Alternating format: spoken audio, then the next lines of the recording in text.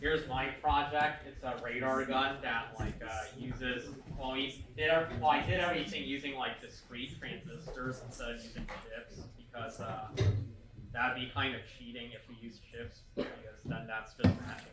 Because then you're just learning how to match to 50 ohms on a PCB.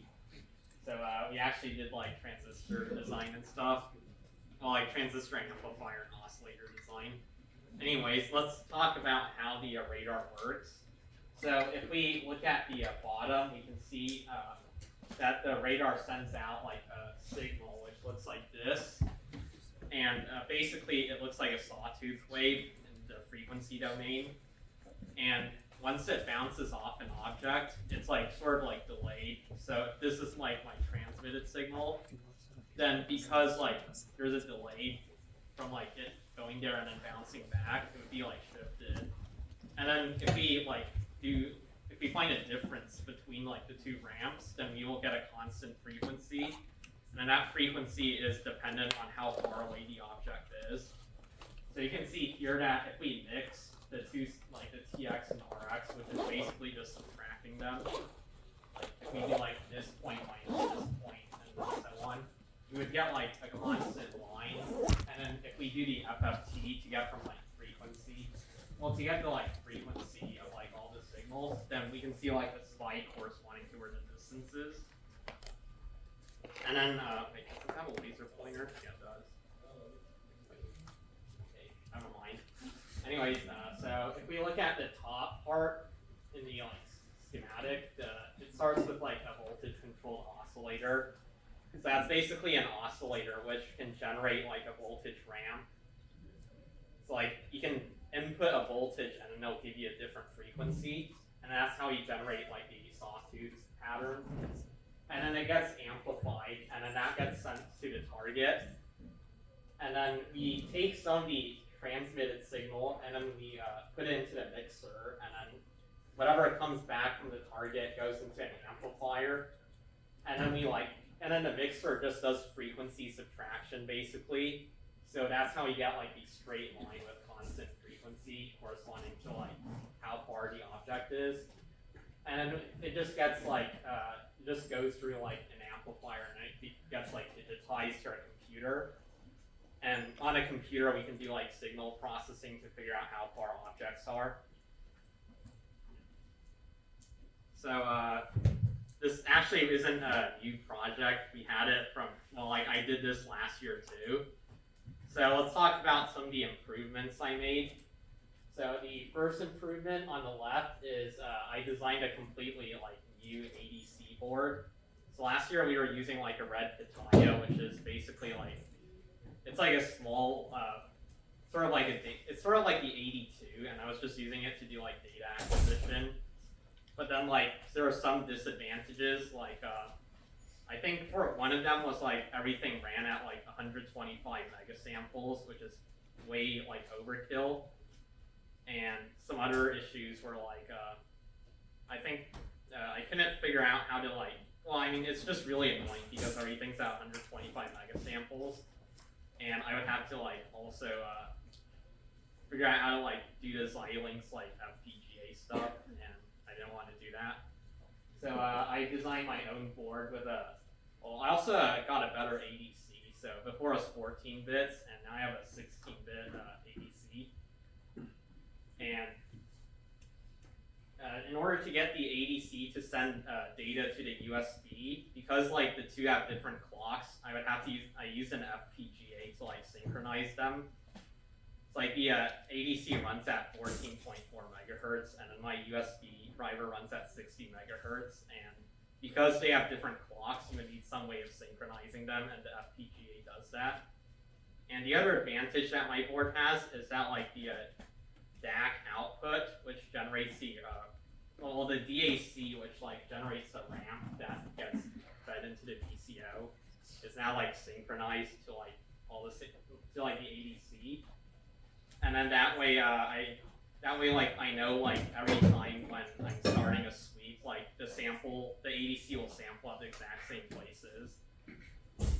And then another cool thing that using an FPGA and stuff lets you do is you can change the ramp waveform. to like correct for any errors with the VCO. So if your VCO is not perfectly straight, you can like send a slightly distorted like waveform into the VCO.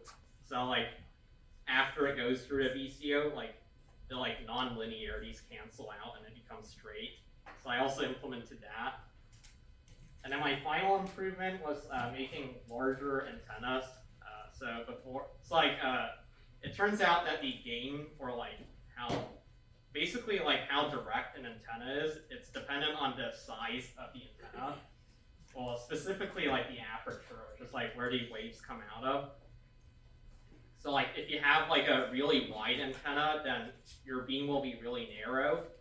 And that would help because like if you think about in a radar system, you want energy to be concentrated in one direction and not really like spread apart, because then it would be not as efficient. So hopefully, so like those were like all the improvements I made. And actually, to be like, even though like theoretically it should have worked, in real life the main issue was that I was using the same frequency as Wi-Fi, and that's like basically the main reason. Well, that basically limits my receiver sensitivity. So it turns out that it didn't make that much of an improvement, but maybe later we'll like switch to 6 gigahertz or something where we won't have that many interferers. And I also upgraded my C program. So like basically I had to rewrite my C program to like work with the ADC board and stuff, and also like make fun plots like this. Yeah. And then I guess the other cool thing about my board is that like for RAP, like in general, if you guys like, I was thinking maybe you could use the board to like stream data to the computer, so we wouldn't have to do like processing on a microcontroller. So that's another reason why it's baby board. Okay. Here's the video demonstration. So if we watch it, we have some people walking here. And then if you look here, you can see like this dot, which corresponds to the location and like speed of the people walking. And then soon you'll see some like other objects. So like we can track multiple objects at the same time. And I think there's gonna be a guy like showing up here walking towards us soon. Yeah, if you look closely, there's like someone here, and then that person corresponds like the dot over here, which is like moving towards us. And then it's on the bottom because the person is moving towards us, so he has like a negative velocity. And then there's also a car there, which I don't know if you saw, but let's go back. Like this dot here, which is going much faster, corresponds to the car over there, so we can like track at least 3 objects at the same time. And yeah, that's pretty much it.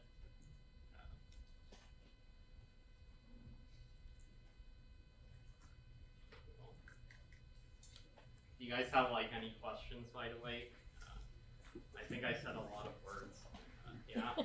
Why did you use the same frequency as Wi-Fi? Was it for off-the-shelf parts, or? The main reason is because like if you use other frequencies, it's illegal, and we're not gonna like advocate for breaking laws or something. No one would know that you were doing it though. Well, you guys would know. Yeah. What's the bandwidth of the suite? I think it's like 100 megahertz. So like basically the resolution you have is proportional. The resolution is like, well, in terms of like the smallest difference between 2 objects you can resolve, it's like inversely proportional to your bandwidth. So if you have like a lot of bandwidth, you can see like very small details, or like differences in like distance between 2 objects. But then like if your bandwidth is really small, then it would be hard to distinguish like maybe 2 people standing next to each other.